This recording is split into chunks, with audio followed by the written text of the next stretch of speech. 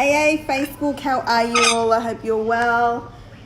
Elsa Morgan coming to you live from Melbourne, Australia. I've been here at my parents' place for over a week and wanted to come on here quickly live. We're celebrating it's Alfie and Olaf's birthday in a couple of weeks' time, and we're just having a barbecue as most of my family won't be able to see them. We head off to Queensland back tomorrow. So as you're hopping on here, tell me where you're coming in from, say hello, don't be a stranger. I hope you're all well and enjoying your first week in 2020. And wanted to hop on here. Yesterday was a very eventful day in my family's life, and I wanted to talk to you about that. Firstly, just wanted to say thank you so much to everybody who has sent love and messages and expressed concern for our well-being. We are extremely grateful for all your love and support, for everyone's concern and well wishes and sending prayers. Super excited, and thank you so much for everybody for doing that for us. And I just wanted to talk you through, actually about life in general when you have unexpected events, and how some people can actually use that to derail them, and some people can actually use that to actually propel them and allow them to take lessons from that and move forward.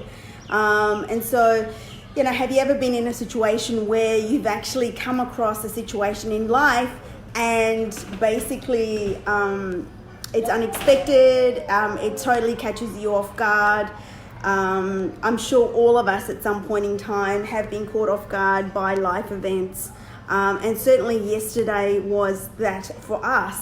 What happened was that we had been at the zoo all morning. Our children have been exceptional. We have a yearly membership zoo in Melbourne, and we thought, you know what, we'll take them to the zoo. So we went to the Melbourne Zoo. We spent a couple of hours there. They were getting a little bit restless, and my parents live in the northwestern suburbs of Melbourne, and I said to Olaf, we're sort of like halfway to Port Melbourne.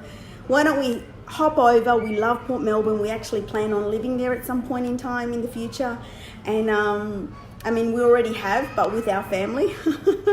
And so I said to Olaf, we're halfway to Port Melbourne. Why don't we stop at our favourite cafe and grab a coffee? That's how that happened. And so we ended up on Bay Street. We stopped into our favourite cafe. We grabbed a coffee, and it was literally on the way back. We were driving along, and it really happened out of nothing. Olaf was driving down a particular main road in Port Melbourne, and there was this man who was in a street off the main road, and he literally did not stop. In Australia, we have a lot of road traffic signs, and there's a particular sign called give way. And give way means that when you get to an actual cross intersection or a T intersection, you basically have to give way to the especially any oncoming traffic, right? And when it's safe enough and clear, there's clear traffic, or there's a clear way and no traffic, that's when you can actually drive through. And but we were driving down the main road, and this man just came out of nowhere in a Mercedes and did not give way at all, and just kept going straight through. And literally, we hit him in the front of his car, and the airbags went off. There was dust everywhere. I was totally caught off guard because I was in the front passenger, and I was looking at a Zoom, on a training Zoom.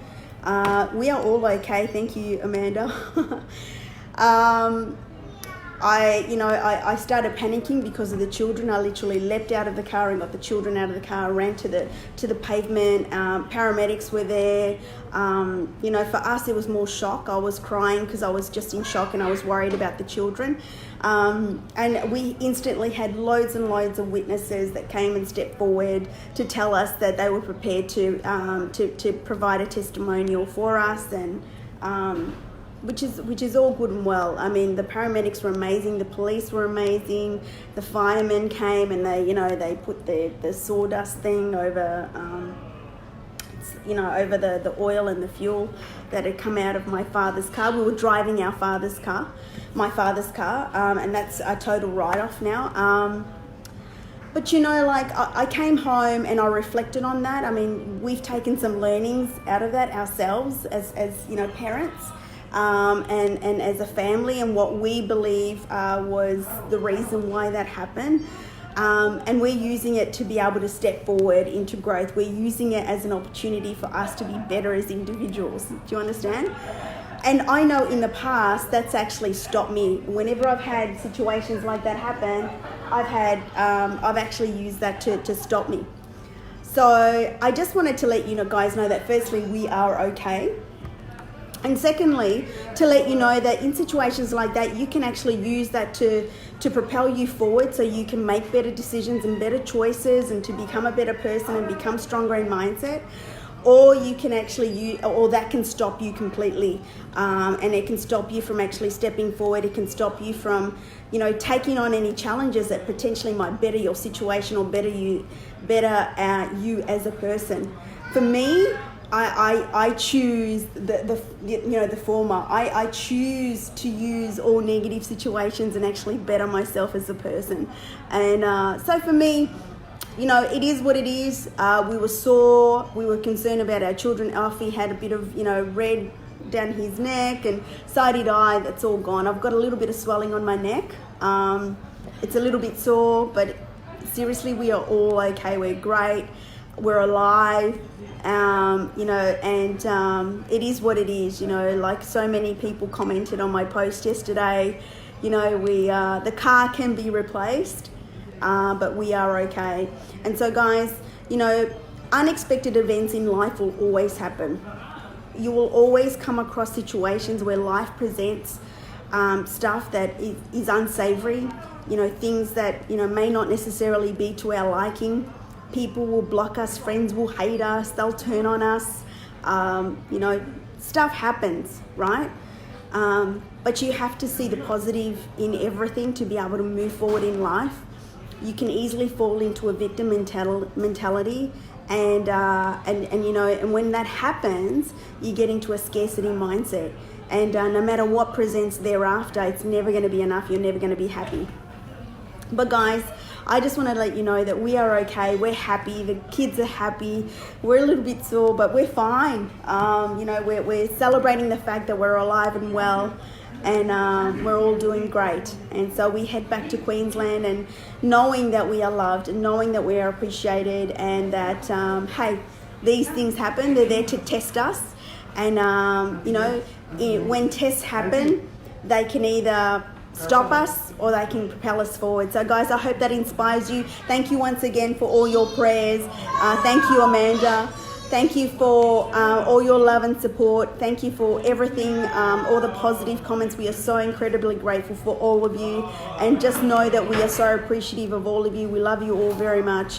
You know, and we certainly wish every single one of you the most amazing 2020. We're super excited because we have got some big things happening in the Morgan household, and we look forward to sharing it with all of you. Take care and have a great evening. Bye for now.